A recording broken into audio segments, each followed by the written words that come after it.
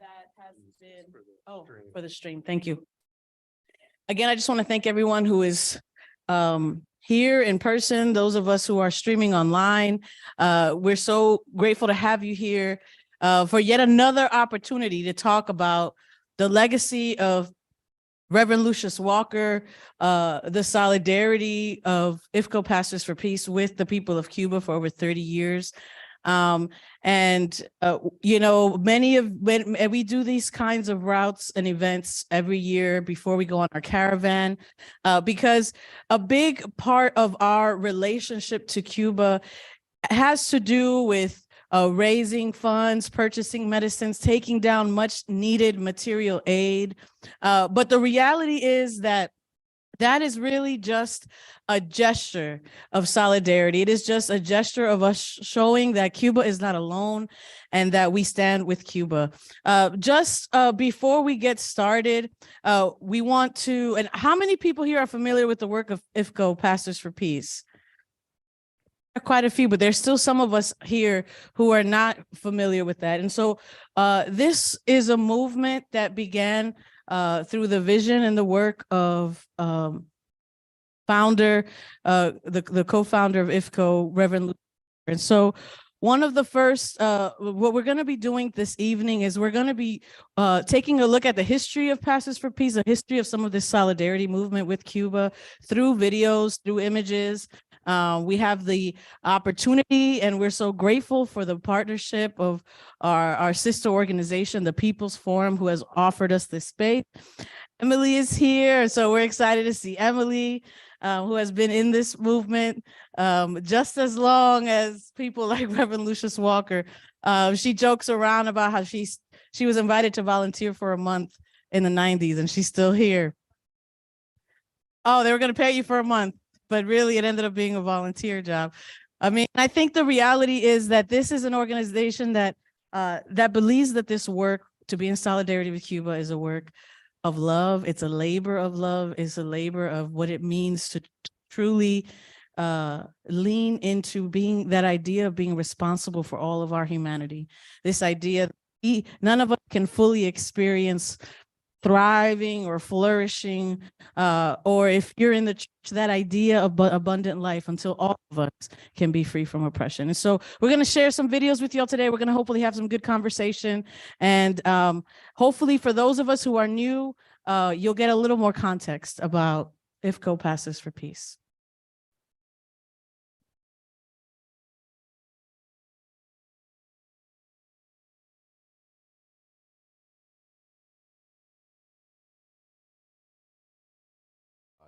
We're saying that we should be able to take aid to hospitals in Cuba, to churches in Cuba, to child care centers in Cuba. So let's deal with that.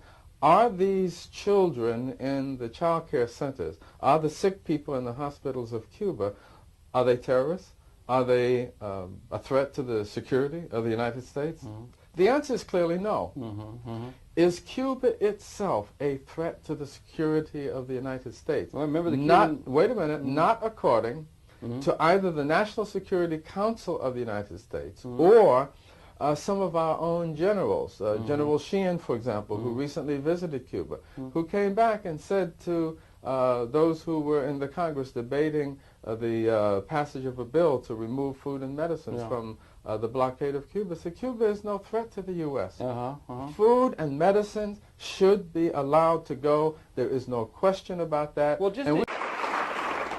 we may be near or we may be far. Quizás estemos cerca o quizás estemos lejos. But we are your friends. Pero somos sus amigos. Indeed, we're your sisters and brothers. Queridos hermanos y hermanas. And when you are blockaded, y cuando ustedes son bloqueados, we are blockaded. Nosotros también somos bloqueados. We pledge you our honor, nosotros les our lives, nuestro honor, nuestras vidas, our dignity, nuestra dignidad, our resources. nuestros recursos. We will stand with you in solidarity. Nosotros nos mantendremos al lado de ustedes en solidaridad to the last drop of our energy. hasta la última gota de nuestras energías. There ain't no mountain high enough. No hay montaña lo suficientemente alta. No river wide enough. No hay río lo suficientemente ancho. No valley deep enough. No hay valle lo suficientemente hondo. No Helms Burton strong enough. No hay ley Hans Burton lo suficientemente fuerte. No Torricelli evil enough. No hay ningún diablo Torricelli lo suficientemente No malo. blockade law strong enough to keep us from standing together. No hay bloqueo lo suficientemente fuerte para evitar que nosotros nos mantengamos We juntos. create the new man and the new woman, Nosotros hemos creado el nuevo hombre y la nueva mujer. the new society, La nueva sociedad. not only in Cuba, No solamente aquí en but Cuba, around the world. sino en el mundo entero. God bless you. Que Dios los bendiga. But whatever the reason, what we have to do is claim our victory. We have to know that we stood up against the strongest nation in the world. We met them at the bridge. We looked eyeball to eyeball, and they blinked.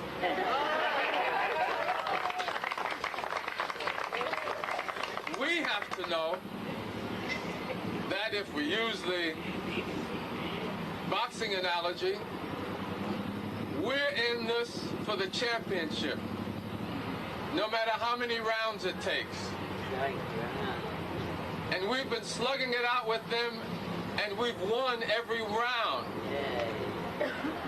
And so they decided not to come out for the 7th round. And therefore, we have to know that we have just executed a technical knockout of the United States government. Este servicio médico gratuito para todas las personas pobres en el mundo. Trabajen para garantizar que cada vez más y más personas se despierten en el mundo y se levanten en el medio para resistir este terrorismo norteamericano. Y como yo dije la noche, vamos a mantenernos levantándonos. Vamos a seguir marchando para demostrar, para llegar a estos foros del mundo y regresar a nuestros países y trabajar para el nuevo mundo. Yes. That was the late Reverend Lucius Walker. And there was a couple of people here who were new. And one of the things that we hear a lot in his speeches have to do with this blockade, right? If some of us know about Cuba, we know that the language that is used here in the States is an embargo. And just to name the difference between an embargo and why many of us call it a blockade, basically, an embargo is generally a foreign policy that is a unilateral policy. It usually has to do with one country and then another country, meaning I don't want to no longer do business with you, so I'm going to set an embargo and you and I can no longer do business together. But the difference between this policy with Cuba is that it's not a unilateral policy.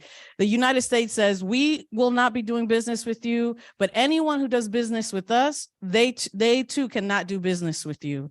And there are companies right now that are being fined millions and millions of dollars for, I don't know, docking a cruise ship on the port of Cuba or something even more simple. And so, the other thing that we hear is that Reverend Lucius Walker calling out U.S. terrorism, the ways that U.S. has terrorized countries all throughout Latin America. And that's very specific because right now, Cuba, in addition to the embargo that has been in place and the blockade that has been in place for over 60 years, there are, since the Trump's administration, have experienced over 240 additional sanctions, plus being named on the list of states that sponsor terrorism. When many of us who have been around for a long time, many of us who did not grow up in the United States, we have a clear understanding of the ways that the U.S. has invaded the Latin America, has destabilized governments, and has really been the terrorist exporter. And so, back in 1980s, while Reverend Walker was in Nicaragua with a delegation, they were on a ferry boat and he was shot up on the ferry boat by Contra. And if you're not familiar with the history, Contra is a U.S. military-backed, trained movement in Latin America, predominantly in places like Nicaragua. And he realized he was completely like taken apart. He was really pissed because he couldn't believe that bullets that were being paid for his tax dollars were shooting up people in Latin America. And that's kind of what birthed Pastors for Peace. In 1993, Emily, was it the first Caravan? In 1993, there was a request, well, maybe 92, there was a request by a pastor from the Ebenezer Baptist Church in Havana, who ran the Martin Luther King Center, and reached out to Reverend Walker and said, we need Pastors for Peace to come and support what's happening in Cuba and be a part of what's happening in Cuba. And since then, we have done caravans every year to Cuba, and we will continue to do so until we see the end of this inhumane policy that is literally creating genocide in a small island like Cuba. And so the next video we're going to see is, we're going to see some videos from the early days, people loading up school buses, and hear about all the different kinds of people who were involved in this movement back then and why they did what they did.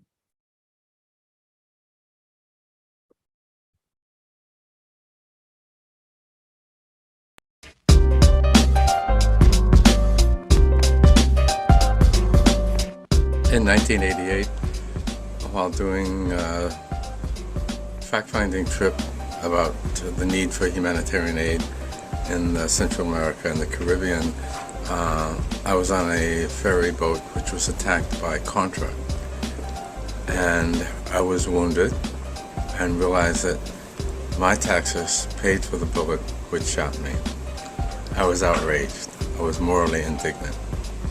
The response was to create an alternative to U.S. policy in the region, to give humanitarian aid, to build solidarity, friendship, relationships with people, rather than buy into the mean-spirited, hostile policy of our own government, which destroys life.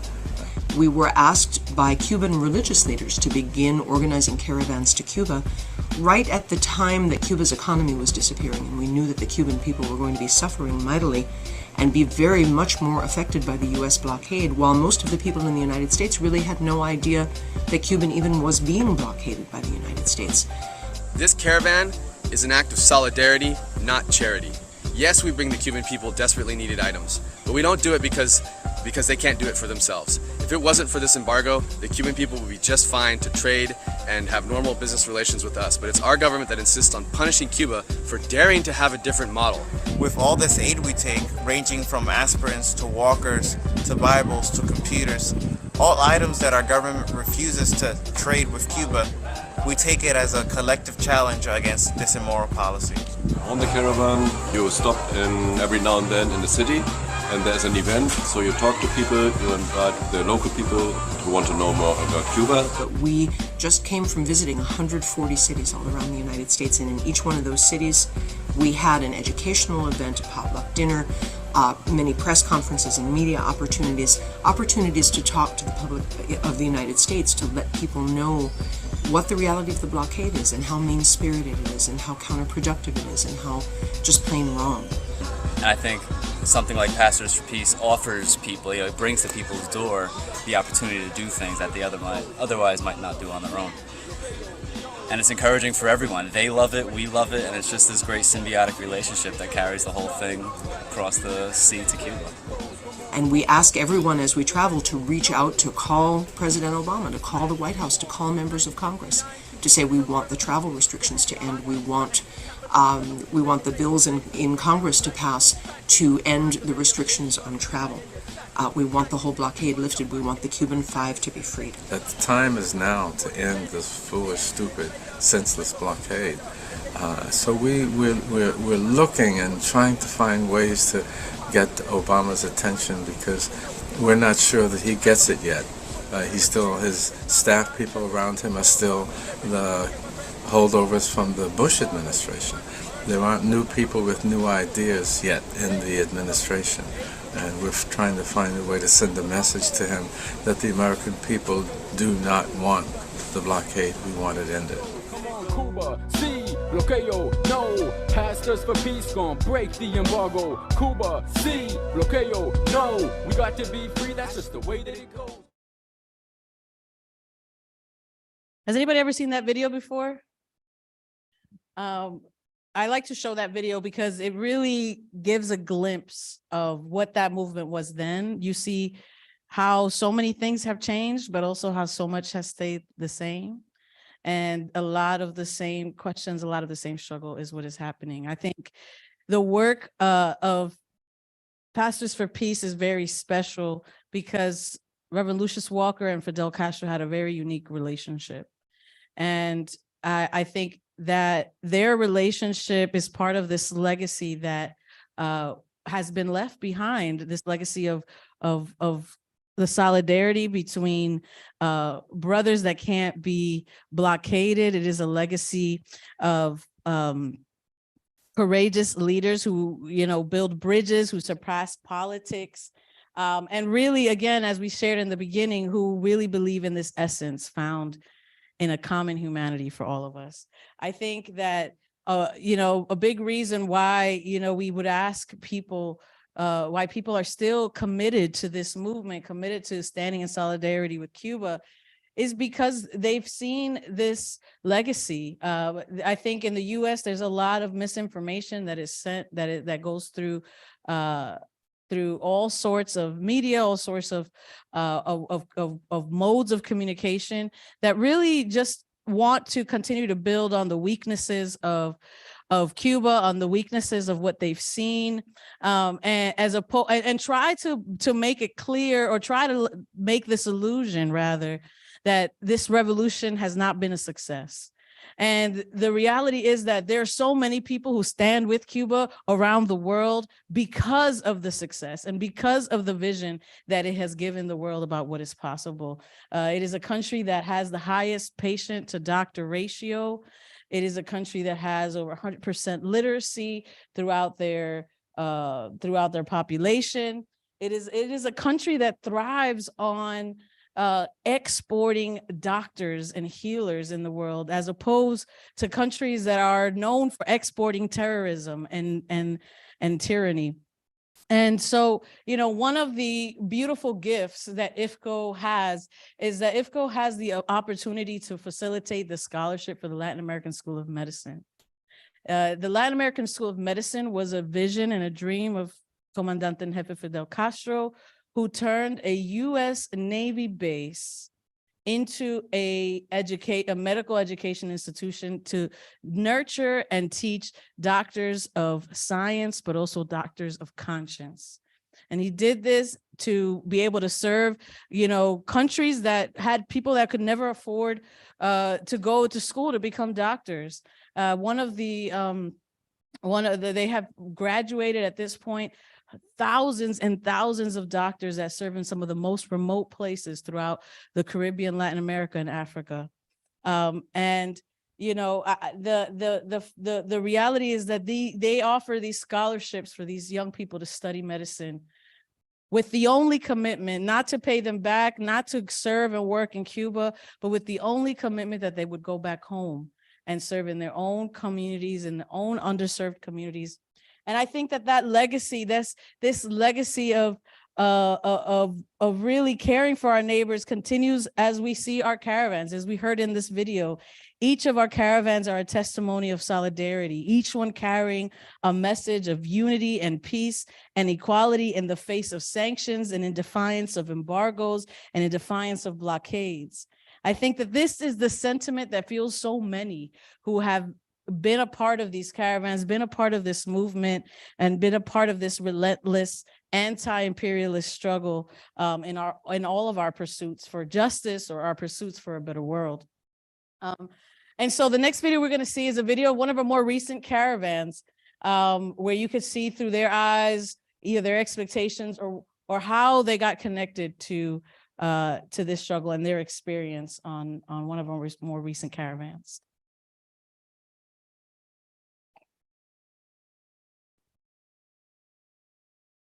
Revolution is not an isolated event, nor is it a one-time battle. It is an ongoing struggle, one of ingenuity, one of principled practices, and one of solidarity. That is why the 31st Friendshipment Caravan, organized by Ifco Pastors for Peace, is so important. The caravan collected, purchased, packed, and delivered over 2 tons of medical supplies to the Cuban people for distribution. This was keeping in alignment with the practices of Reverend Lucius Walker, who first demonstrated solidarity with Cuba in 1992. As Reverend Walker once said, "We act not just in defiance of our government, but in obedience to our conscience." Upon arrival, the caravan was greeted by Cuban diplomats, students, artists, and community leaders, all who demonstrated a deep respect for their country and a love for friends of the revolution. We are visitors that live under an imperialist empire that for over 60 years has engaged in malicious acts of aggressive warfare, not just military, but psychological, cultural, and economic. Despite hundreds of U.S. sanctions and an ongoing global pandemic, the Cuban people continue to innovate, stand in solidarity, and support the revolution for the liberation of all under oppressive systems. It is clear that the Cuban people stand in solidarity with us and understand that we too are under an oppressive regime designed to negate the sovereignty and independence of the people. On this trip, we will learn about Cuban people and their history, but also how we can return and continue the fight for our collective future. Cuba is our inspiration. Cuba lights the way. I'm really excited. We're here. We're in Cuba. Let's go. Hands off Cuba. Let's do this.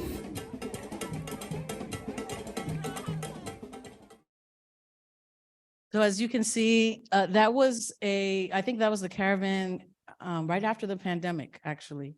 I think we've done a caravan every year until 2020 because of the pandemic, the airports were closed. But there's a whole new generation of people who are learning about this history and getting involved and seeing themselves as being a part of getting involved. How many people here have actually been to Cuba? Oh, that's okay. And you were born there. Wonderful. So those of you who haven't, you have to figure out a brigade, a delegation, a caravan, some way to get there, because these experiences are transformative. And sometimes, you know, it's easier to go and see for yourself. The work that we do is a big part of what we do is trying to establish those relationships, trying to have us as U.S. citizens be able to see for ourselves what is actually happening on the island. Yes, Emily. We're also, Delmar mentioned delegations, and I just today am putting together a delegation to go down June 26th to July 6th. We could squeeze another person or two into it, but you got to decide like now. But they're going to look at climate change and how Cuba responds to it. They're going to be traveling around out of Havana into Pinar del Rio and around, looking at how Cuba saves its people when a hurricane strikes and farms and deals with the climate change. So you'll learn a lot, and talk to me. Thank you, Emily. Yes, absolutely. We have that climate change delegation coming up in June. You know, talking about climate change, Cuba has recognizing that they're on the forefront of climate change as an island. They have a plan called Tarea Vida, life's task. And it's like 100-year plan, comprehensive plan that takes a look at every sector of Cuban society to think of ways to address climate change. Climate change is not only an issue for environmental factors. Every aspect of our society needs to be addressing and, you know, finding ways to have renewable energy sources. There's a great documentary by, what is her name? The professor from Helen Yaffe. She has a documentary on YouTube. It's called Tarea Vida, Life's Task. Her name is Helen Yaffe. If you're interested in learning more, it's a great, Yaffe is her last name. It would be a great documentary to check out and listen to. You know, talking about people who go and experience Cuba for themselves, it definitely, you know, there are some of us who are in this room who just got back from the May Day celebrations in Cuba that were there for, one of the largest groups of young people that have been there in a long time, over 150 young people that were in Cuba in the last 2 weeks, and they want to share a little bit about their experience. So I would love to invite Carla up to share about her experience. Is this your first time going to Cuba? Yes, it was.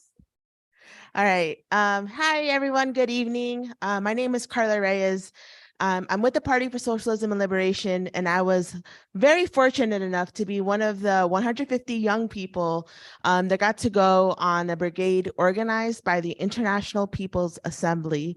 I said it slowly to make sure I don't rush through it, but IPA organized, it's a grouping of left movements and political organizations from around the world. And on this brigade, there was about 35 different states represented, about 40 social movement organizations. So it was, I think, the largest brigade in ever, or a very long time. Is it ever? Okay, maybe don't quote me on that. Long time. Thank you. Long time. And so what I want to share is not so much, I do want to speak about a bit of what I saw, but I think also the lessons and how we can apply them here in the United States, I think are really important, especially for me. Like, I've been an activist for maybe 15 years, a socialist for about 11 years, and I still feel like I learned so much about what it means to build a revolutionary process, a socialist process here in the United States. And so there's one quote I want to start off with that has really stuck with me since this trip. And it's that Cuba, what is it? I wrote it down. It's like, we don't give what we have left over, but we give what we have, right? So you don't give your leftovers. It sounds much better in Spanish, but you don't give your leftovers, you give what you have, right? And it goes in conjunction with this idea of creative resistance.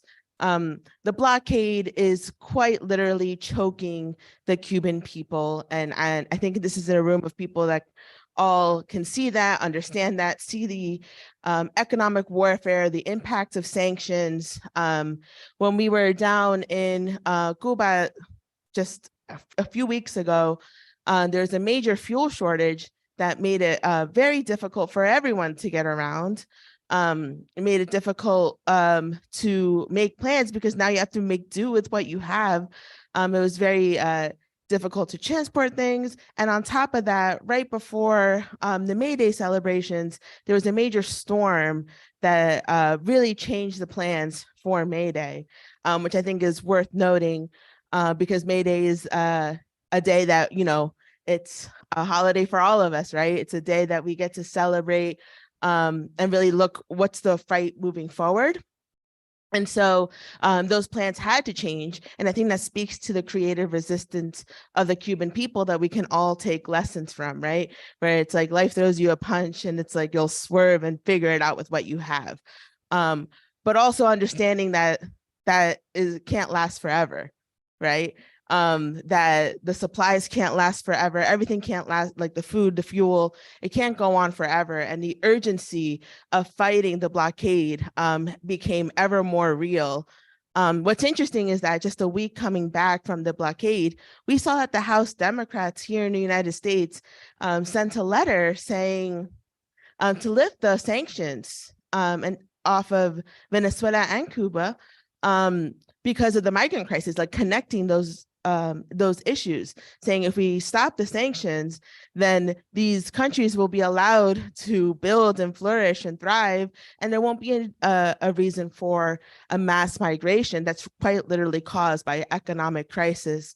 And even on the day coming back from the brigade, I just want to highlight how it was the same day that the video was coming out about Jordan Neely's murder here in New York City. Right. And I think it's important to highlight when you go and you see the creative resistance in the face of adversity and realize like we need to fight to end this blockade. We also need to fight because that's the same exact government that's enabling this blockade against Cuba is the same one that created the conditions where Jordan Neely is homeless. He's crying for food, crying for water. And it's the same exact system that enables Daniel Penny to then say, I'm going to kill him and I can get away with it. And so I think the duty of everyone that comes back is, yes, to fight ardently against the blockade, to speak to new people, like in a room like this, bringing more and more people that have never heard about the blockade against Cuba, but then also, how do we wage a resistance here in the belly of the beast against the US government, which is the same exact enemy of progress here in the United States is the same enemy of progress in Cuba. And so I think that's a really important takeaway.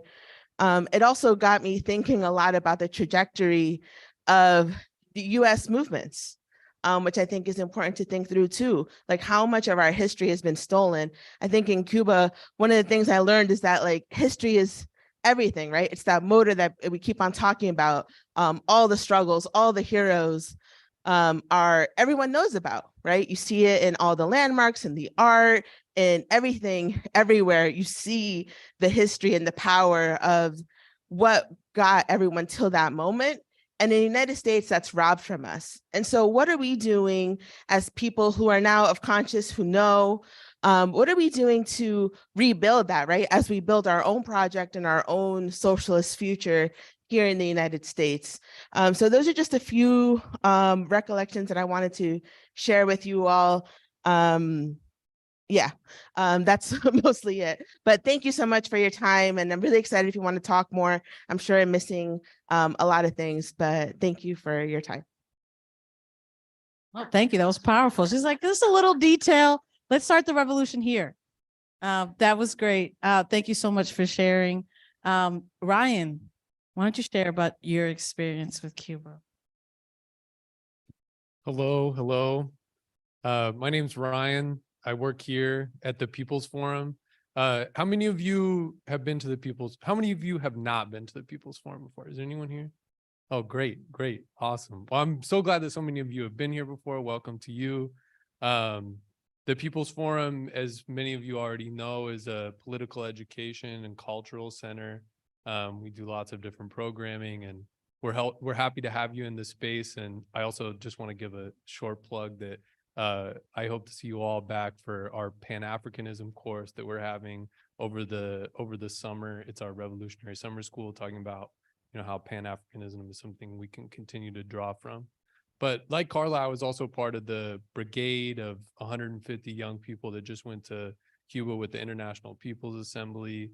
I was really glad and honored to be a part of it. And it was an exciting opportunity to engage with the people of Cuba, young people in Cuba, civil society organizations in Cuba, community organizations, people that are involved in the Cuban government, all different levels of society. But it was also a really exciting opportunity to exchange and build with 150 young people from organizations across the United States. And something that I was so inspired by when we were there, the Cubans who we were able to speak to and build with and exchange with, I feel like they had such an awareness of us and the importance of us being there. Sometimes even more of an awareness than I think we had of the importance of us being there. Like Carla spoke to, the difficulties that the Cuban people are facing right now are intense and acute. But something that I think was very apparent to us being there is that these difficulties that the Cuban people are facing are, it's not an inherent aspect of the Cuban building of socialism. In fact, it's the opposite. It's solely due to the blockade and the benefits of Cuban society, all of the strong and beautiful parts of Cuban life and culture and those kinds of things are due to what Cuban people are trying to build in their country. And just to speak to one thing that really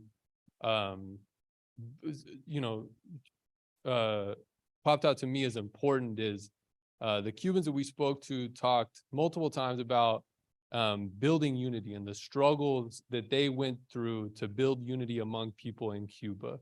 And I think this is a moment when I saw that they had a deep awareness of what they were seeing of us coming from the United States, a left that's small, that's still building. And they continually talked about how important it is to build unity among our movements, to build multinational unity, build a unity around culture, to build culture through struggle. And that really, I think, for many of us on the brigade, we came away with that being something extremely important. So yeah, and this was only the second May Day Brigade that the International People's Assembly has done. And like Carla said, it was really large. I think maybe the largest since the 70s, when there was, Vince Ramos brigades with hundreds and hundreds of people. But we're rebuilding that movement. And we left with 150 young people going back to movements across the United States, ready to break the blockade. So thank you for letting me speak here. I'll hand it back to you. No, thank you, Ryan. Thank you for sharing. And yes, yeah, did you want to share?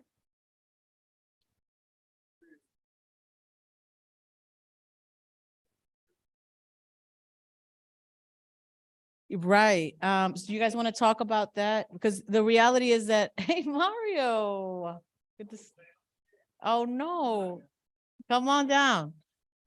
Yeah, so as we know that things have becoming more aggressive, we've already seen what's happening in Florida. You would have to be living under a rock not to know about what's happening in Florida. And we know that things have been getting a little more and more aggressive. So Carlo, you want to come up and talk about the experience that some folks had on their way back? Yeah, I forgot to mention it fully, actually. But it's an important point to bring up, that on the way back, and it happened not only with the IPA brigade, but also happened with the National Network for Solidarity in Cuba brigade that came back a few days after. It was in Miami and in Newark Airport, where quite a few people were detained.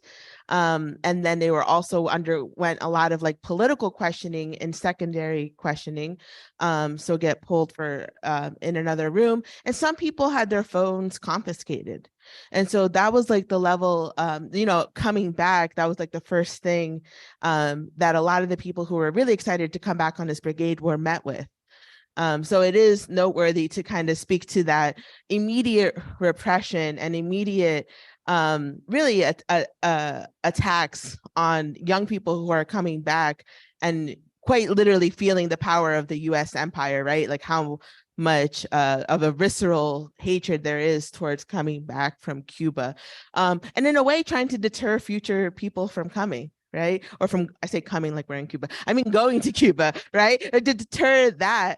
And like, so being able to stand strong and know that that is now a tactic that's being used more frequently, and preparing for that, I think, is crucially important. But also standing like in a fearless way. It's like you don't cower, but you're brave because you know you're together with a bunch of people who are going to fight with you, with whatever happens. But yeah, thanks for raising that, because that definitely did happen. Okay. But I just want to say Here, I'm Cuban. use the mic. I'm Cuban. I came here because I had a little bit of time. I'm aware of everything that you're doing. I have to see a Cuban film now at 8 o'clock at the Quad Cinema. But I want to thank you for the work you are doing. And it's fantastic. And you people are the best in the world. You are the ones who are aware. We need everyone to be aware. But it's such a difficult job. But go there if you haven't been. I have been all over the world. I am Cuban, although my parents came from Poland, so I'm not a typical Cuban. So I see it almost like a foreigner. And I can tell you that island is an example. I have Cuban students, I'm a teacher, I'm a musician. I've directed festivals for many years. And it's a great country. The education, the culture, it's a shame what's going on. So thank you so much. Pastor for Peace is in my will. I succeeded in this country. My will. Wow. What was your name again? Well, in Spanish, it's Salomon Mikovsky. Salomon Typical Mikovsky. Cuban name. Did you sign already? Okay, thank you.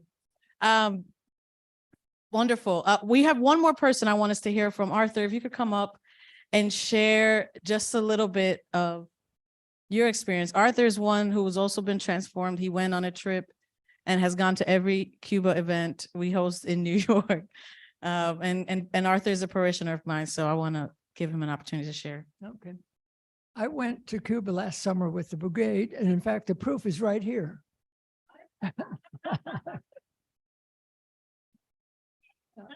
I was interested in going to Cuba because in the 1980s, I was very active in the whole business of trying to support Nicaragua. And I traveled to Nicaragua several times and got to know some of the people. Actually went back and stayed with one of the families in Ocotal. Ocotal was up on the Honduran border and was one of the cities that was constantly under attack because the Contras were supported by the US and mostly cooperated with the Honduran government. So, so I was curious to see what was going on in Cuba, and I thought about it all a long time, and suddenly this opportunity, I met the right person who hooked me up with the right organization. So I had been a weekend in Cuba back in 1954, I think. So this was a very different Cuba and a very, very different experience. And it was something going on every day. It was an exhausting kind of experience for my age. I got touted as the oldest on this crew, and I'm looking forward to going back this year because we're going to Eastern Cuba. And I think the focus there will be more on Guantanamo, as well as Santiago was where the area that Castro really started out on from. But the experience was really very educational, and because I learned how the Cubans are really trying to start from the ground up in terms of community organization. It's not necessarily, we have this picture that Castro dictated everything, but the way they operate is very different. So that a lot of the stuff starts at the ground level. And we went to a cooperative farm and we learned that they get together and they figure out what things they can grow with the resources that they have. The government suggests certain things, but they have to decide among themselves whether they have the labor, whether they have the seeds, whether they have the whatever else they need to grow a crop. So it's very much from the grounds up. And we learned about the Families Code, which is a very progressive code that helps anybody that decides they're a family has this, is protected, is supported. And there's a lot of other details that they support children. And so it's very progressive, and they worked at it from the ground up. And then they talked about it in the national, is it the assembly as the government? And then they send it back to the communities for suggestions. So it was a very democratic way of doing business. And I was really impressed by that. I was also impressed by the meeting we had with the deputy foreign minister. This is a man that spoke impeccable English and was very clear about the history of the US and Cuban relationships. His speech was remarkable. And so we had a lot of interesting events. We went to Matanzas, and I had a roommate that came from Matanzas. So it felt like, okay, I'm back where you came from. So I encourage anybody to take part in this. Thank you, Arthur. Yeah, so we could be here all night talking about the different successes that we witnessed from creating their own vaccines in the middle of a pandemic, in the middle of this blockade, the ways that they, Hurricane Ian, then you just got to look at the numbers. I mean, If you're a numbers person, just look at the numbers. Look at how many people passed away during Hurricane Ian in Cuba and how many people passed away in Fort Myers, just this year alone. You see the way that the system is set up. It is a system that is set up to protect humanity and not a system that puts profit over people. And so I think that those are really important, like we heard, lessons of what we have. And really they're lessons, but they're also for us reasons why we want to defend a place, Cuba. A lot of, yes, the reality is Cuba needs all of us, and we need to build the broadest movement possible with every force that we can to work to end the blockade. But really, we need Cuba more. What would so many of our struggles look like? What would so many of the work that we do look like without the Cuban Revolution? Without the example of actually daring to try an alternative to what the capitalist system is doing. And so there have been a lot of changes in the politics of Cuba. And one of the things, this video just came out last night. We talked about how there's so much false information that is spread about Cuba. And so part of way to support, these positive narratives and real narratives about what's happening is to support media outlets that do this kind of work. So for that means, if you've never heard of it, Belly of the Beast is a YouTube social media that does many videos on different aspects of Cuban life. So there's also the People's Dispatch. There's also Breakthrough News. There's a lot of sources to get the right information that we need to be aware about what is going on in the country and what is going on in other countries that are being affected by our policies. And so this video just came out from Belly of the Beast, and it is a video of the journalist Liz interviewing Jim McGovern. Is that his name? Jim McGovern, right? Who is a senator, congressman from Massachusetts. Thank you, Ike. And, it gives us an overview of where we are now in the politics of Cuba. It is important for us to know what is going on because, like we said, a big part of this event this evening is fundraising, is raising funds so that we can purchase some much needed medicines and material aid. But really, another big part of this is about what we do when we come back from Cuba. And so this is about 12 minutes. It's a little longer than the other videos we've seen, but I thought it would be good to do this. And then we're going to open it up for questions and answers to discuss where we are today with Cuba. Congressman, what do you think of U.S. policy toward Cuba under Biden administration? I'm very disappointed. I've long believed that we should normalize relations with Cuba. We should lift the embargo and treat each other as neighbors and get along. I pushed President Obama to open things up between the United States and Cuba, which he did, and I thought that was the right direction. And then when Trump became president, he reversed all of that, and in the last weeks of his administration, put Cuba back on the state-sponsored list of terrorism without any justification. And I had hoped that President Biden would, once he was sworn in, immediately reverse that and put us back on the track we were on when he was vice president and Barack Obama was president.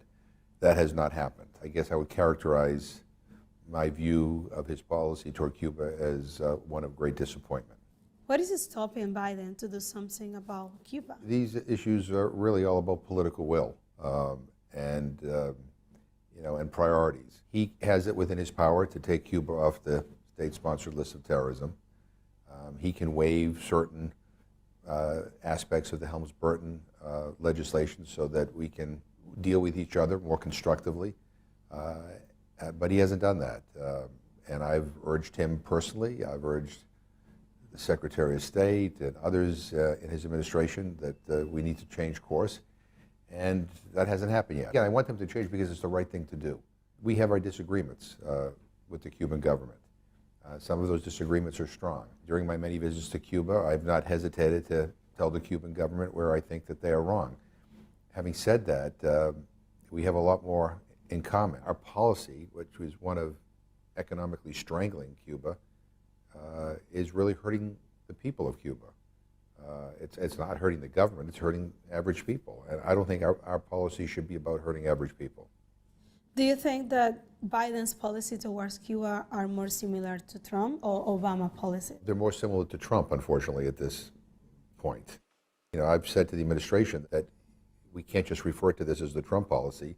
It is now the Trump-Biden policy, unless he decides to change it. You know, President Obama understood the importance of changing course.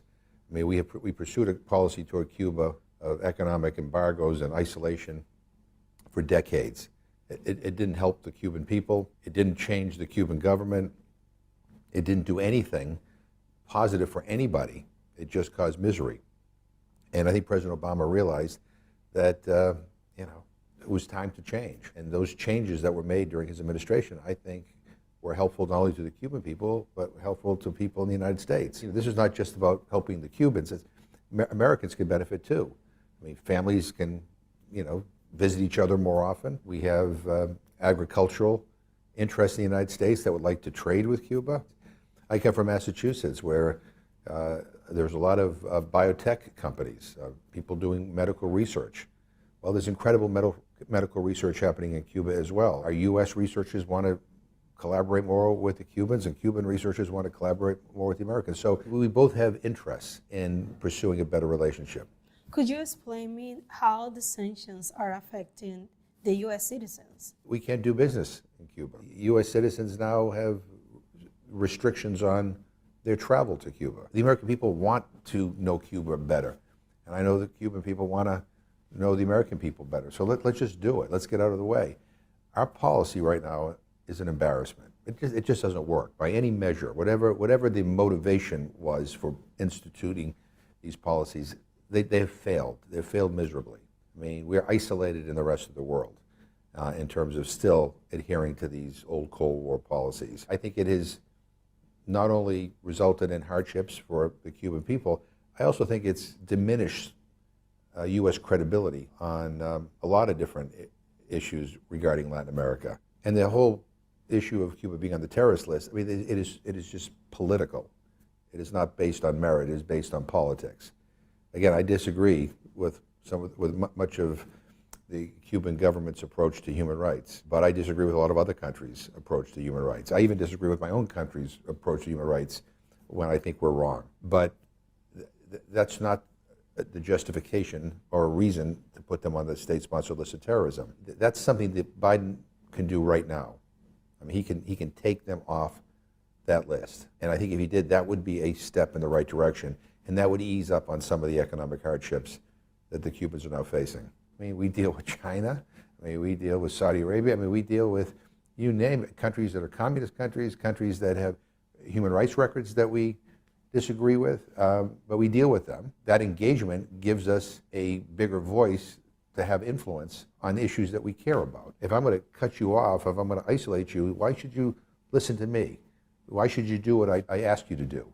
I can understand why U.S. government is treating Cuba different. We clearly have a double standard when it comes to Cuba. There's no doubt about that.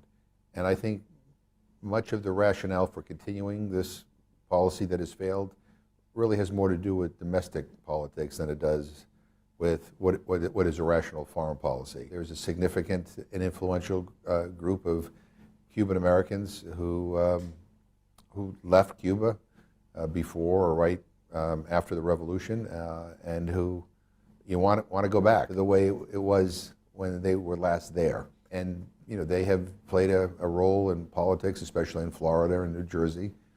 They, again, are influential, but I don't think they represent the majority of the American people. We should be asking, what is the right policy? What is the right policy for the United States, and what is the right policy for Cuba? And in my view, the answer is clear. We ought to normalize relations. We ought to lift the embargo. We ought to get Cuba off the state-sponsored list of terrorism. That doesn't mean we can't criticize each other. That doesn't mean we can't raise objections if we disagree with one another. But what it means is that we should have a normal relationship. My first visit to Cuba was in 1979 when I was a college student. The Cuba today is a very different Cuba than it was in 1979. And I would argue that there is more political space in Cuba today than there was in 1979. There is more entrepreneurial ventures than there certainly was in 1979. But I think there's no denying that Cuba is different because of the increased interaction with the rest of the world. Things have changed out of necessity. I mean, the Cubans have had to adapt. We ought to encourage that. Cubans should decide what the future of Cuba is, not people here in Washington. But what we're doing right now is we're making it more difficult for Cuba to evolve, making it more difficult for Cuba just to put food on the table. There are shortages. I was there in December. Things seemed more difficult for average Cubans during my last visit in December than at any other time that I had visited Cuba, even during the special period. I'm going to continue to advocate that my government, that the Biden administration, reverse course and pursue a more rational, more mature policy toward Cuba because it's in the interest of both our countries. What can you do as a congressman to help to lift the sanctions against Cuba? Ultimately, the way we're going to have to lift the sanctions is Congress is going to have to vote to overturn or end Helms-Burton. It's going to be more difficult to get Congress to change the Helms-Burton law because of, well, we have a Republican majority in the House of Representatives, and we have people over in the Senate who are Democrats who are in powerful positions who unfortunately favor the status quo when it comes to Cuba. But as we pursue that long-term goal of actually getting Congress to lift the sanctions permanently, the administration has enormous power to be able to ease those sanctions. There's a group of us who have been lobbying the administration very hard to change policies. And we've done so behind the scenes. But we're at the point now, I think, where we're going to have to be more public in our critique. We need to elevate the issue so that it's a priority, so that people are paying attention and people feel that they have to answer questions. We need to get the mainstream media to cover the realities of this situation between our two countries. I think anybody who looks at U.S.-Cuba relations objectively would say this is the wrong policy. I think U.S. policy toward Cuba is an embarrassment and a miserable failure. I think the time has come, after decades of this backward policy, to reassess and to say, it hasn't worked. Let's try engagement. Are more people like you in Congress? Because we knock a lot of doors and everybody seems like no open to talk about Cuba. This is a political body, and people sometimes don't want to talk about things that might be controversial. They don't want to say what they really feel because they're afraid they might offend this chairman or that chairwoman. For them, it's just politically safer to say nothing. But as we speak, because of the hardships in Cuba, we see more and more Cubans coming to our southern border. And yet we have Republicans here in Congress who do not want to accept any more immigrants into this country. If you don't want people to come to the border, then maybe you ought to help address some of the internal challenges in the country of origin. Right now, the situation in the border is causing a problem to the U.S.? In the case of increased Cuban migration, more and more Cubans are coming here because people would prefer a more comfortable life than a life of hardship. And I think the ironic thing about all of this is that on one hand, we urge migrants not to come here unless they're fleeing persecution. But on the other hand, we're creating the conditions in countries like Cuba where it's almost impossible for people to stay. Do you think the sanctions are the major cause causing migration? I think they're clearly a major cause. Not the only cause, but it's a major cause. No doubt about it. I talked to a lot of average Cubans when I was there in December, and they're wondering whether or not they have a future in Cuba. But these same Cubans desperately want to stay in Cuba because they want to improve the quality of life for the people in the country. Our policy is making it really difficult for them. And I think that's tragic. I mean, there's no doubt there's a connection between the sanctions and the suffering. This notion that that somehow the longer we keep sanctions and then the Cuban government will collapse. It's ridiculous. If the country of Cuba ever became a failed state, the impact on the region in terms of migrants and in terms of unrest would be enormous. Nobody should be cheering for that. If we care about human rights, I think easing up on some of these sanctions could create a climate where we can talk about our differences. Are you hopeful about the future? I am. The reason why I'm hopeful is because the status quo is wrong, and I think more and more people when they focus on the issue, understand that, and that really the only way forward in a positive way is to change our policy. I want this administration to take some steps right now. I'm hopeful we'll ultimately get there. How quickly, I don't know, but I'm doing all I can to try to get this president to act as quickly as possible, because it's the right thing to do. How urgent is to move fast? I think it's urgent. When you wait and wait and wait, then bad things can happen. There's a bill moving through the House of Representatives that would basically make it impossible for the president to take Cuba off the state-sponsored list of terrorism. It would tie taking them off the list to Helms-Burton, and that would mean that the president couldn't act on his own. This bill has already made it through committee, and I expect that we'll vote on it at some point on the House floor.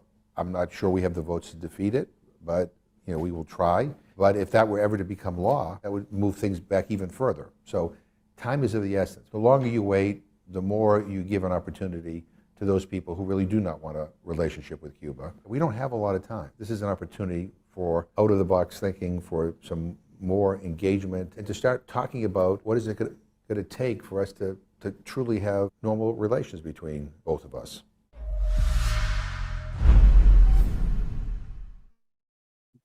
Any thoughts or comments? I actually hadn't seen the whole video until now. Any initial comments or thoughts about where we are now, the reality of this new law that has gone already through committee that will most likely be voted on, will be extremely is I think one of our main focuses as far as what we're trying to fight against here in the States, to get Cuba off the state-sponsored terrorism list, because Biden, all he has to do is sign a piece of paper and he can do that. We are, a lot of us are getting ready, networks of Cuba solidarity groups from across the country are getting ready to meet in DC on the weekend of January 25th. So that's January 23rd, 24th, and 25th. There are several events scheduled. I'm sorry, June 23rd, 24th, and 25th. There's several events already scheduled. And of course, we're hoping to host an action on the 25th to call to remove, to take Cuba off the state-sponsored terrorism list. But again, the realities of what was shared in the video, and I don't know that I've heard a politician talk about it as clearly here, but that the ways that the sanctions are affecting regular people and doing regular things is devastating families, devastating communities. And that is why we are hosting this fundraiser tonight, and we're looking to raise funds because we know how far a children's Tylenol will go to somebody who has their kid who has dengue. Right now there are kids who are not able to make it to school because of the fuel shortages. There's not enough fuel for the school buses. Right. In the summertime, there was a huge increase in dengue, which is a sickness that you get, or a disease you get via mosquito bites. But because of the fuel shortages, they hadn't been able to have the dump trucks around to pick up the garbage. And then, of course, which causes more mosquitoes to come. And then, of course, they don't have enough fuel. They don't have the fuel for the buses. So kids have to walk to school. And all of these things are inadvertently, caused through this blockade. And so any gift that you can give, any donation that you can make today will go towards us being able to purchase medicines, being able to purchase much needed material aid that we will be delivering to hospitals, to a nursing home. And actually this year, we're going to be going to a children's hospital in Santiago, on the eastern side of Cuba. But I think it is really important, that I always share that everyone has something to give. Maybe you don't have the money, maybe you can give time, maybe you can help calling the senators, maybe you can help calling people, letting them know that this is happening. I don't know what it is that you can give, But the reality is that this responsibility to stand with Cuba, to stand with a country that has been struggling under, the vice of the U.S. empire for so long. And it takes all of us. It takes all of us to do what we can to be a part of this. So I want to just open it up for general questions. It doesn't just have to be about the video. It could be questions for me or anyone who has shared or spoken, who has been to Cuba. Does anyone have any comments or questions? Yes, Arthur.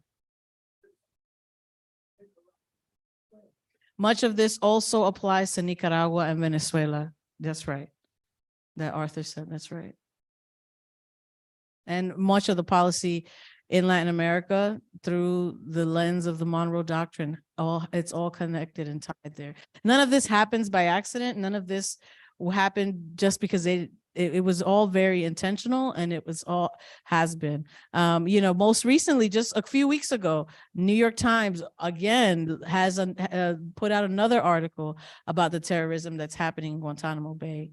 The New York Times has been posting pictures, documents, and still you don't hear the media picking up what's happening in Guantanamo Bay, what has been happening for all these years. Yes, Arthur.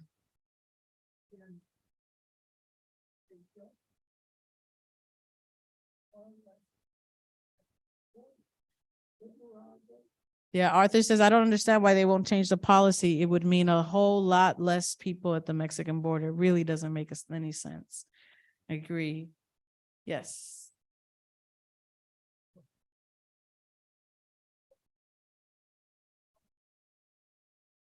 Here, let me pass. So up until about 2 weeks ago, my husband and I owned a bike shop. And back during the special period, collecting bikes for Cuba was like one of the first things that Ifco was involved with. So what's happened with the whole bike thing? Maybe 20 years ago, I stopped hearing about bikes, but is that still a thing? And if people were interested in bikes, would that be of any use? Yeah, I mean, I think bikes are still a thing. Any kind of form of transportation, of course, is still a thing. I think as far as what has shifted for Ifco is the difference. There's back in the day, we would fill entire school buses that we could take virtually anything in. And so a lot of that has shifted. We haven't taken bikes. I don't remember last time we've taken bikes. I think the last several years, we've really been focusing on medical aid and basic medical tools. I mean, there's shortages in gloves and especially during the pandemic, masks. So, but I know for sure that if we wanted to do a collection of bikes, we could definitely have a conversation about that if there's some kind of connection. But I don't know that Pastors for Peace has done bikes, at least not in my time. But again, it's not that it's not needed.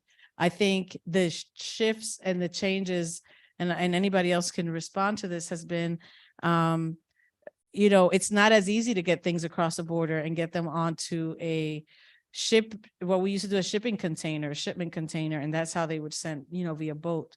So all of those things have shifted, have changed, and it's really expensive. So we need people who own shipment companies to be a part of the movement. Okay.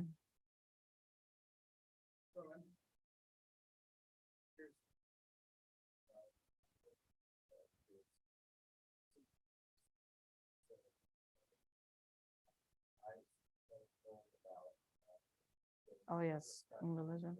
Mm-hmm.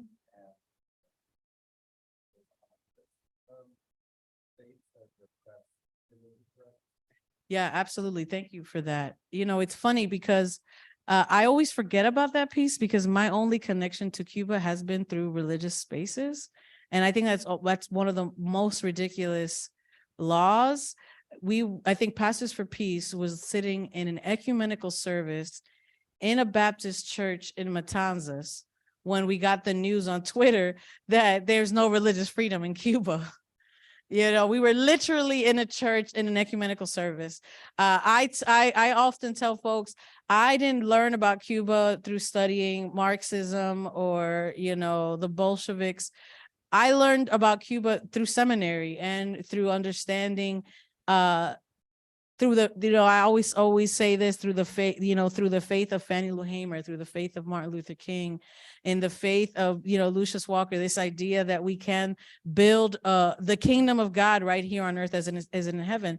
And so for me, it's so strange. I always forget that that is a thing, that people believe that there is no religious freedom in Cuba, when my only experience in Cuba has been through religious spaces, through churches, through faith-based community organizations, and really through interfaith spaces.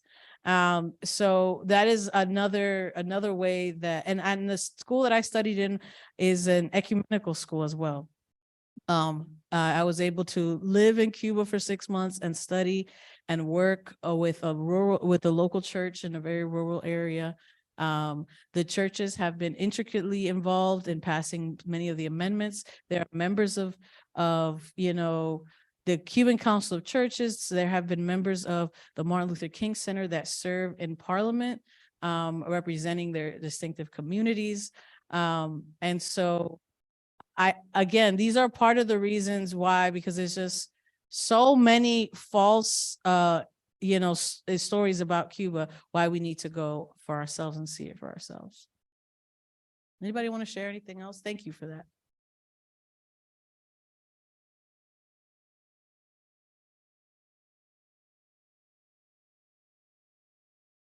Yeah.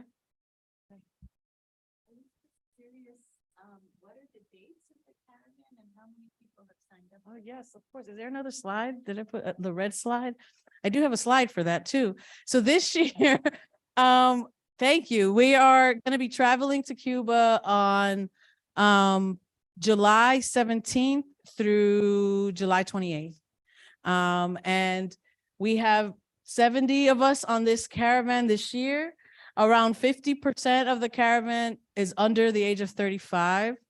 2/3 of them are people of color. 40 of them are going for the first time.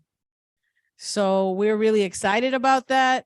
We're really excited about, you know, we don't always have a chance to go to Santiago de Cuba and to the eastern part of the island. And so it's important for us to also go and show love over there, because you know, there has been, even in the midst of what we've been, all these successes of the revolution, there have been a lot of fundamentalist churches, right-wing churches, like what we're seeing here in the US, also growing and expanding, most of them coming and being funded through churches in the US.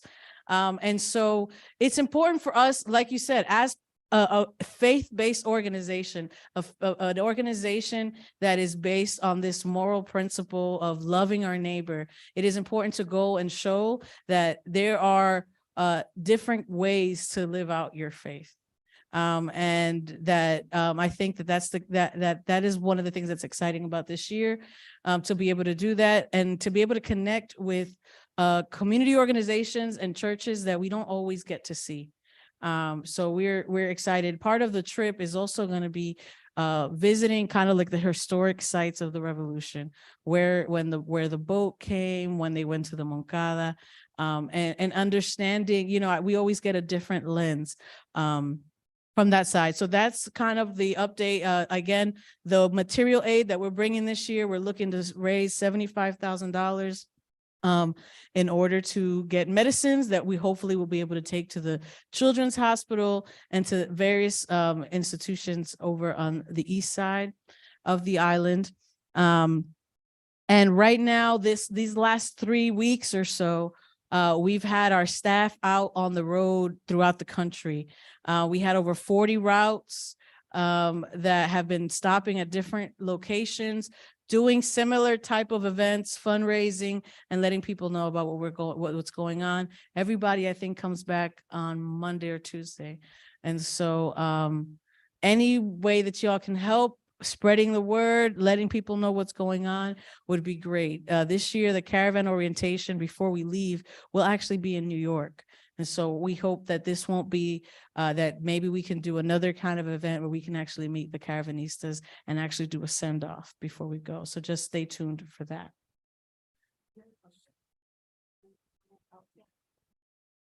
Thank you. I really appreciate this gathering. I really appreciate the work of Ifco and Pastors for Peace. I had a chance to go to Cuba through the International People's Assembly Brigade last year, and it was truly life-changing. And I saw among the group of 100 young people that I was with, like an incredible shift in consciousness, and that each of us came back with such a profound sense of solidarity and duty to Cuba, and that our government, we saw for ourselves the extreme lengths that our government will go to stifle the Cuban Revolution, and that the United States government is threatened by every single progressive and socialist government out there. And they'll do whatever it takes to keep us from learning about these movements, to keep us from learning about these countries, right? And I think it's important that we all came back with the realization that this is a bipartisan effort, right? That both parties are complicit in this. And even as young people, I mean, I'm 31, but that's been 31 years of witnessing both Republicans and Democrats fail working people. I think Carla said it perfectly. Our government is the enemy of progress, and Cuba is a beacon of progress, is an example for the entire world. So of course, they'll do everything to feed us misinformation from when we're children, right? I remember I was a child hearing, Cuba exists under a dictatorship and Fidel Castro was all of these lies, and so it's so important that there continues to be opportunities for American people to see for themselves, see with their own eyes, and learn from the Cuban people directly. When I came back, one of the first conversations I had with someone was a young person, and she was like, I heard you just came back from Cuba. I just started learning about Cuba. I have so many questions for you. I heard that Cuba has created a viable cure for lung cancer, and I have had family members that have died from lung cancer who could have been saved by this treatment. And this blockade exists and is preventing that, right? So this is really what's at stake for the Cuban people and for the American people. In my lifetime too, I saw my own government deny the Henry Reeves Brigade from helping the people of the victims of Hurricane Katrina. We saw people dying on TV. We saw and had family members of our own dying during the pandemic when Cuba mobilized all of their resources and their people to save lives, to create and distribute vaccines, right? There is a great sense of urgency. And so I think these brigades help make that very clear to people across, different communities, across different organizations.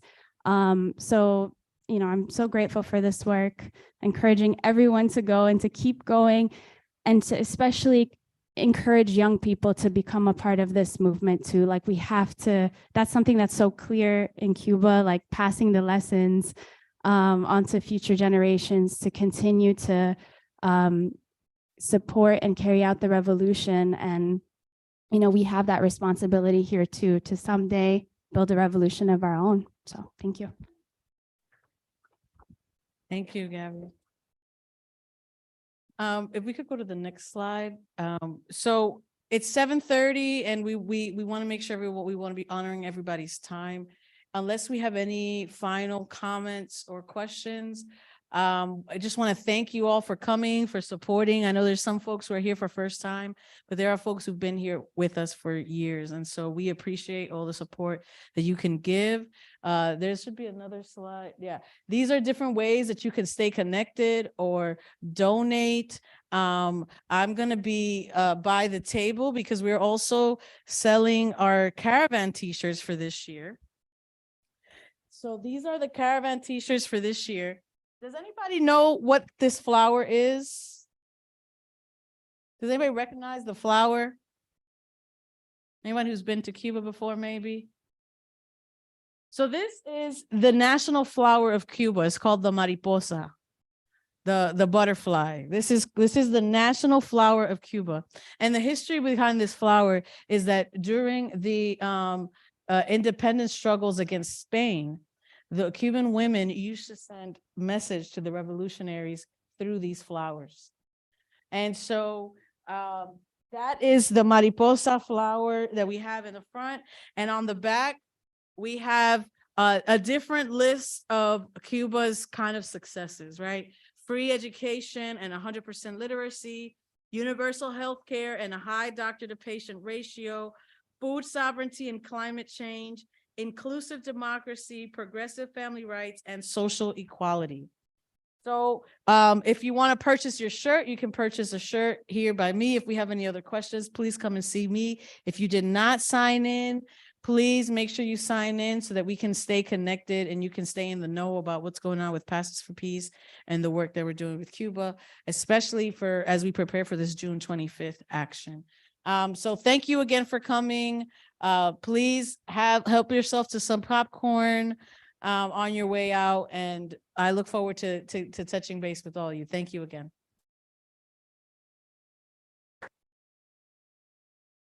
We could just play music.